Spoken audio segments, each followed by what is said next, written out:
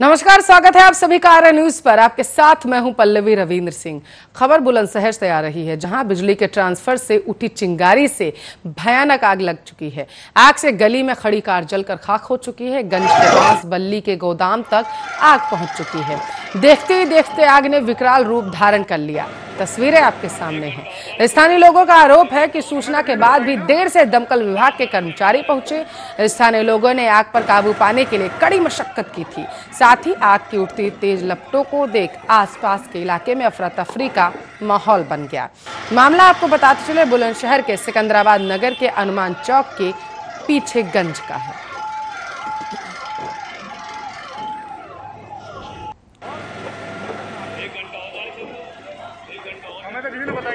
खबर बुलंदशहर से आ रही है, जहां बिजली कर्मचारियों की लापरवाही के कारण औरंगाबाद में हुई मौत को अभी एक सप्ताह भी नहीं हुआ था। अब पवसरा बिजली घर पर सड़आउन के बाद भी बिजली छोड़ने पर एक संविदा कर्मी की मौत हो चुकी है। जानकारी के मुताबिक पवसरा बिजली घर पर तैनात संविदा कर्मचारी चंपत सिंह बिजली का तार जोड़ने के लिए सहानगर खंबे पर चढ़कर तार को जोड़ रहा था। तभी ऊपर काम करते समय बिजली का झटका लगने के बाद अचानक वो खंबे से नीचे गिर गया, जिससे वह गंभीर रूप से घायल हो गया। आनन फानन में ग्राम प्रधान गढ़िया ने जिला अस्पताल बुलंदशहर में उसे भर्ती कराया, जहां डॉक्टरों ने हालत नाजुक देखते हुए दिल्ली एम्स के लिए रेफर कर दिया। संविदा कर्मी चंपत सिंह की एम्स में इलाज के दौरान मौत की खबर है, जिससे गांव में अब शोक की लहर दौड़ पड़ी है, जिसका अंतिम संस्कार सोमवार को परिजनों ने किया। और विद्युत विभाग की तरफ से औरंगाबाद के एसडीओ जयप्रकाश गुप्ता और पवसरा जेई सहदेव राम ने मृतक की पत्नी कौशल देवी को 5 लाख रुपए का चेक दिया। मृतक की पत्नी कौशल देवी को पेंशन और मृतक के किसी एक पुत्र को संविदा कर्मी में नौकरी देने का भी आश्वासन विद्युत विभाग की तरफ से दिया गया है।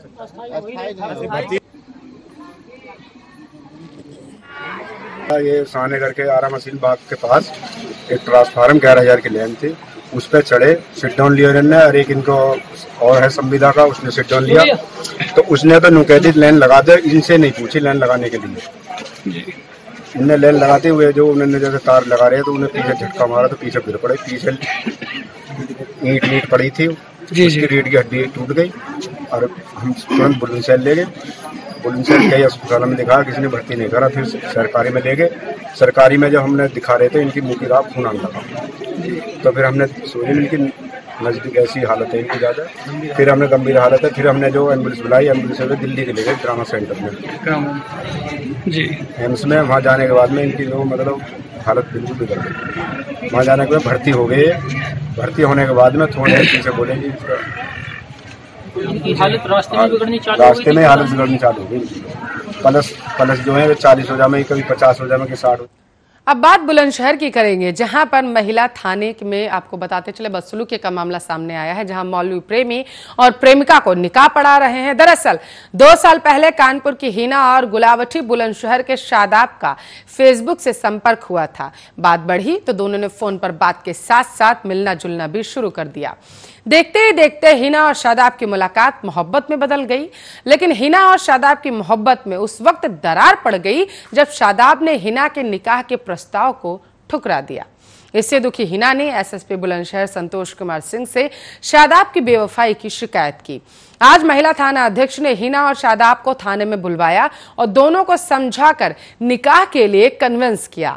दोनों के रजामंद होने के बाद थाने में मौलवी को बुलाया गया। मौलवी ने रीति रिवाज के साथ शादाब और हिना का निकाह करवाया।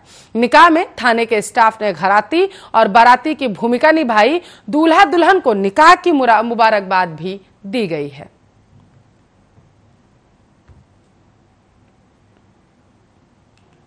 ऐसा है, हिना बेगम नाम की कप्तान साहब के यहाँ एक प्रार्थना पत्र दिया था कि मेरा शादाब लड़का गुलावटी का रहने वाला है। जिसने ये कहा था लड़की कानपुर की रहने वाली, लड़का गुलावटी का रहने वाला है। तो इसमें हिना ने ये कहा था कि साहब मेरे साथ कानपुर में रहकर और दिल्ली में रहकर प्रेम प्रसंग करा, उसके बाद में अब मेरे से शादी नहीं करना चाह रहा। मगर दोनों का सुलह समझौता होने के बाद में अब दोनों के निकाह हो चुका है। इसमें दोनों को कोई एतराज नहीं है, सब सुख शांति से रहेंगे। इनका संपर्क एक दूसरे का कैसे हुआ था? इनका फेसबुक के द्वारा हुआ था, माध्यम से मोबाइल के द्वारा फेसबुक में चलाया था, उसके माध्यम से इनका संपर्क हुआ था। इसकी वजह से अब दोनों का समझौता हो चुका है और दोनों का निकाह करा दिया।